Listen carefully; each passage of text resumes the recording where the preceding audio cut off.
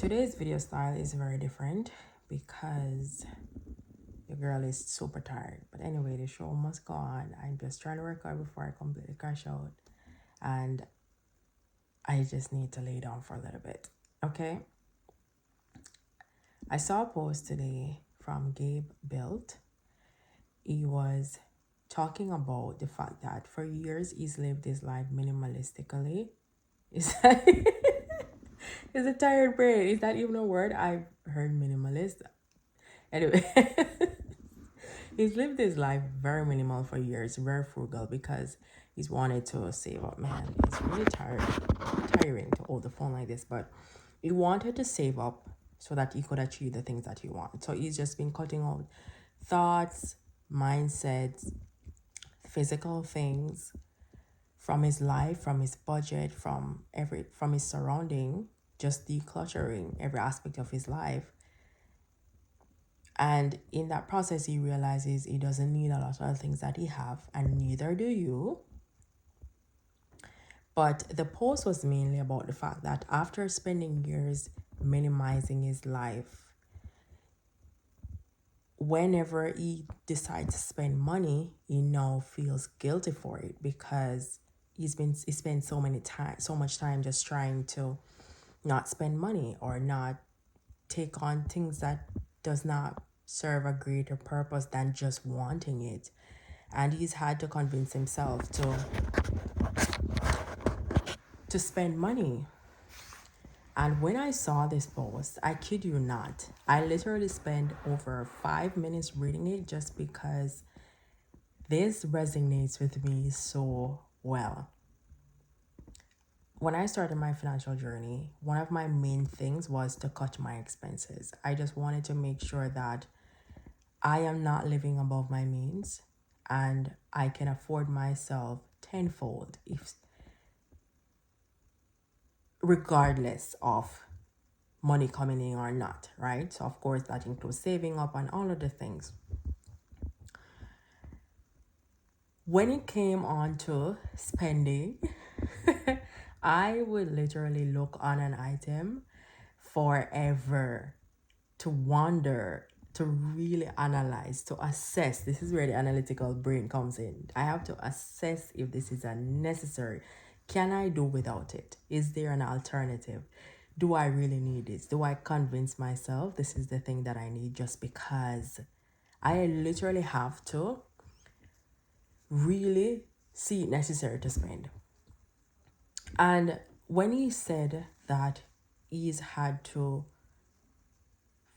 basically force himself to spend on the things that matter because he just reminded himself that this is the reason why we cut back on things, just so that we can afford the things that matter, which is to take the trips with the family, to eat at a nice restaurant, and to have more life experiences that are valuable, because we're not living a life that is too above our head that we cannot maintain it. And it just really made me think, man, yes, I want to be able to afford anything I want and everything that I want, but it's also like you're not a robot. You do need things. These things are things that make your life flow, that make you feel seen and better so that you can show up better for your responsibilities across the board. But it just really made me think like you literally have to have balance at every step of the way. Every step of the way. When you're trying to build your finances, the last thing on your mind, for me, and if you're like me, the last thing on your mind is basically to slow the process down by making excessive spending. And it still has to have a balance where you understand that yes, you're doing all of these things to get you to the next level, and a part of getting yourself to the next level is you're not going to be extremely frugal. It has its time and place, and initially you may have to start that way, but you have to, adjust as you go along, right? But maybe you're not at this place because you're still trying to figure out, how do I even stop living month to month? How do I even stop? How do I even start to put down $5 extra outside of my basic bills? How do I even start to build an emergency fund? How do I even set myself up for success? Right?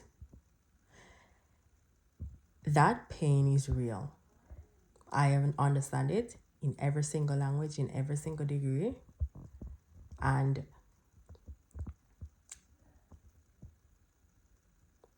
that's just the rocky part of life. I think we all have to go through it if we are not born with a gold spoon in our mouth. But the moment you decide that you want to change your life is the moment your life is going to change. Right? You could literally spend 5, 10, 15, 25 years figuring out how to get yourself to the next level. Or you could take advantage of the 5 years that I spent trying to get myself to a certain level. You could take advantage of the 5 years that I spent trying to figure out how to move from point A to point B.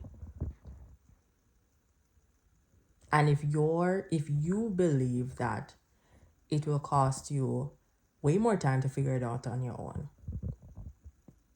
than to learn from my 5 years, I started a 30-day reset challenge that will help you to get to where you're trying to go. That's only if you want it though, because I realize that a lot of people just like to complain and not take action. A lot of people just like to complain and not do anything about their situation because it makes them feel better to complain. They feel like they have a community to complain, and you will have a community to complain. A lot of people like to do it.